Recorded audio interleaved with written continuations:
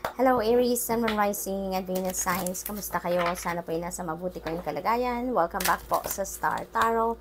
Kung bago kayo dito, welcome din kayo. Thank you sa inyong support. I truly appreciate it. God bless you all. Po na mensahe ni Aries for the week ay Midas Star. Ayan, luck is on your side. Let the magic happen. Ayan, napakaswerte ninyo ngayon, Aries, no? Ang luck daw ay nasa inyong horizon sa ngayon. Kaya, let the magic happen. Allow the divine, no? Na dalhan kayo dito ng swerte, na balutin kayo ng good fortune and good luck. So, that's really beautiful. Parang, kung ano ngayon, dahil meron kayong Midas touch sa ngayon, kung kahit ano siguro yung hawakan ninyo ngayon will turn to gold, kumbaga. So, ganyan kayo kaswerte sa ngayon. Kahit ano yung gusto ninyong gawin sa ngayon, no? Maaaring maging maswerte ka talaga sa lahat ng gagawin mo at yan ay magsasucceed talaga, no? Kung ano man yan. So, we have time out. Ayan, take time for a much needed break and relax. Ayan, so, pagod na din siguro kayo ngayon, Aries, no? Siguro in the past, no, or recently, marami kayong pinagkakaabalahan, kaya pagod na kayo. So, you need to take a time out ngayon para kayo naman ay makapagpahinga. Importante, no, ang pahinga. Importante na ang tawag dito, alagaan ng sarili. Okay, mag self-care.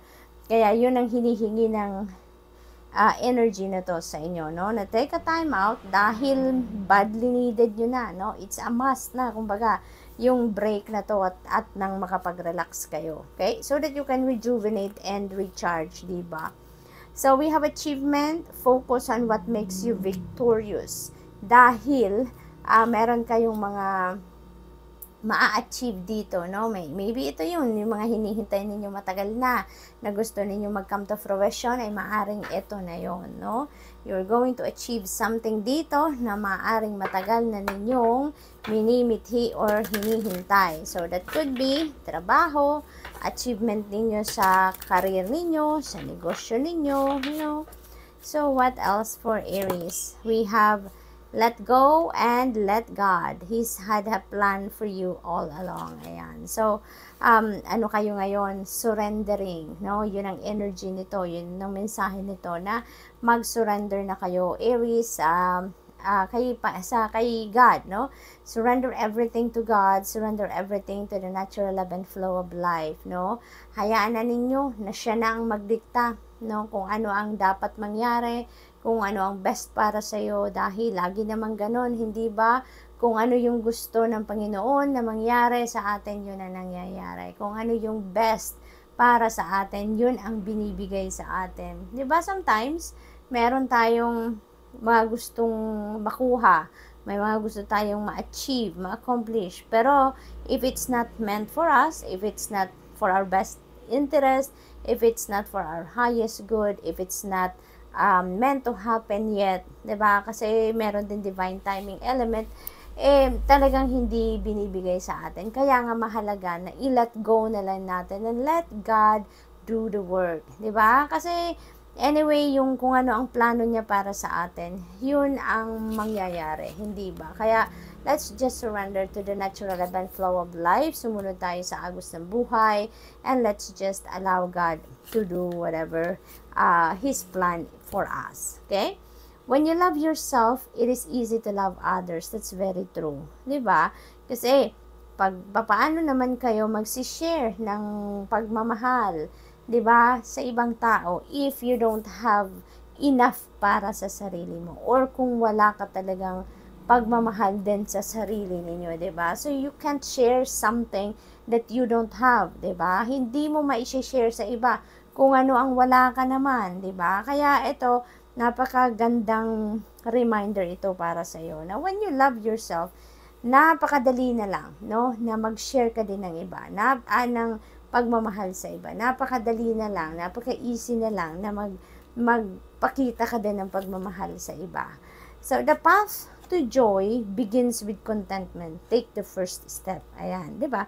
Totoo, kung wala tayong contentment, kung lagi tayong nakakaramdam ng kulang, kung lagi tayong nakakaramdam ng this is not enough, 'di ba? or wala tayo ng ganito, talagang walang saya, 'di ba? Walang joy na mararamdaman kasi hindi tayo kontentado sa kung ano lang ang meron tayo, 'di ba?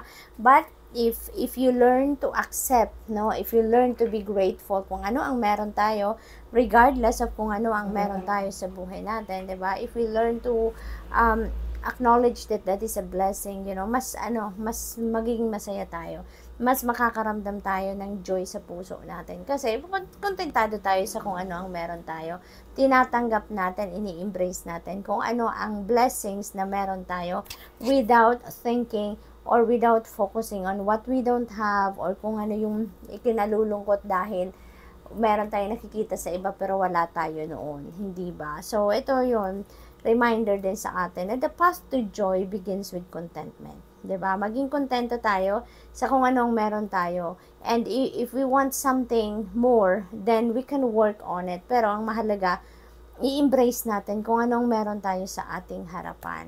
Okay? So, what else for Aries?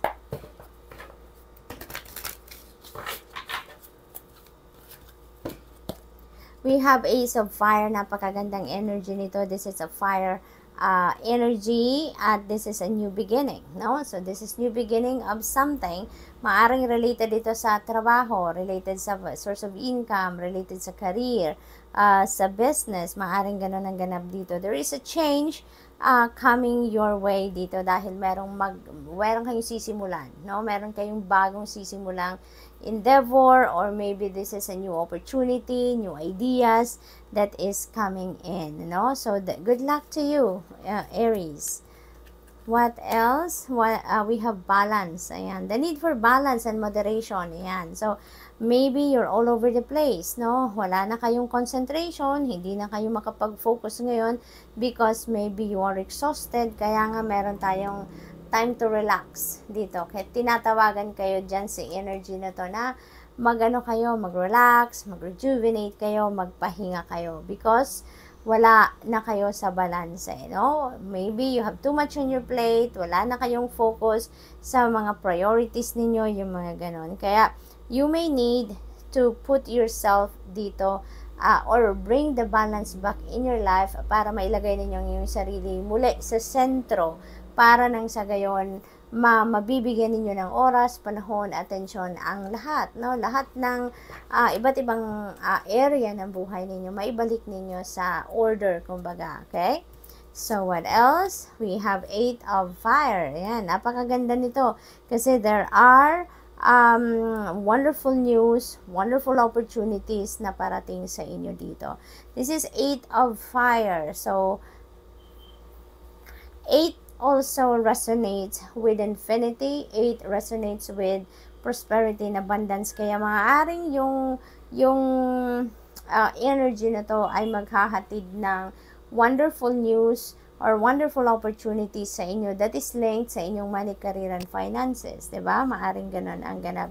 At ang maganda rin dito, kailangang handa talaga kayo. Kaya siguro pinagre-relax kayo dito ng spirit because kailangang physically, mentally, emotionally fit and ready kayo when these opportunities comes to you dahil mabilisan ang energy na ito. So, maaaring yung opportunity na yan na parating, magre-require yan sa inyo na mabilis kayong magdesisyon.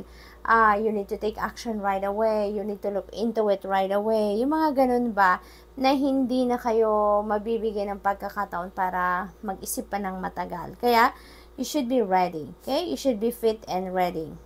At saka, wala na mga delays dito, no? Kung meron kayong mga hinihintay, mga na-pending, na mga pinoproseso ninyong papeles, or kung ano pa man, ang mga ginagawa ninyo na medyo nagkaroon ng blockage, no? Na delay, na pending, yung mga ganon.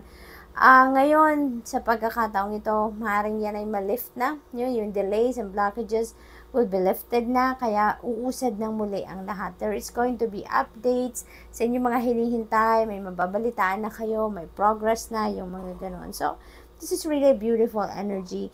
This is also a travel energy, Aries. Kaya most likely, ang iba sa inyo is also going to travel. So, good luck. And that's all I have for you for the week. Thank you for watching. Love and light. Namaste.